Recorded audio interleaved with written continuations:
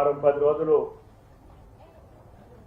మల్లన్న గారు చెప్పినట్లుగా కొద్దిమంది ముఠాలుగా వాటికి పేదల పేరు ముందు తగిలించి ఆ ముసుగులో మిమ్మల్ని మోసం చేసి దగా చేసి మీ కాయ కష్టాన్ని వాళ్ళు నిధులుగా సమీకరించుకోవటానికి ఇటువంటి పన్నాగం పంటే ఆనాటి ప్రభుత్వం నిమ్ముకు నీరెత్తినట్టుగా ఉంది, పట్టించుకోలేదు.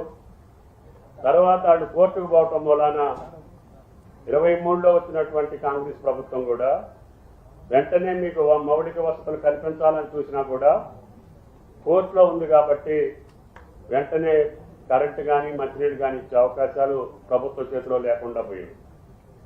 దాన్ని కలెక్టర్ గారు వచ్చిన తర్వాత పదే పదే పరిశీలించి ఆ యొక్క కోర్టు యొక్క తీర్పుకు అనుగుణంగా న్యాయస్థానం ఏదైతే ఇది భూదాన భూమి 31 ఎకరాలు 7 గుంటలు దాంట్లో ఇచ్చినటువంటి భూదాన పట్టాలు అనేటటువంటి బోకస్ హౌస్ సైడ్ పట్టాలు ఇచ్చారు.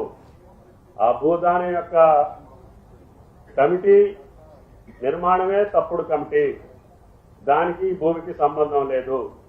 ప్రస్తుతానికి భూదానం ట్రస్టే లేదు, అది CCLAకి బదలాయించబడింది అని కోర్టు తీర్పిచ్చి CCLA ద్వారా రాష్ట్ర ప్రభుత్వం జిల్లా కలెక్టర్ గారిని ఆ భూమి స్వాధీనం చేసుకోమని చెప్పి ఆదేశాలు ఇచ్చింది. ఆదేశాల ప్రకారం రాష్ట్ర ప్రభుత్వం యొక్క ఆదేశాల ప్రకారం జిల్లా యంత్రాంగం అప్పటికీ నిరుపేద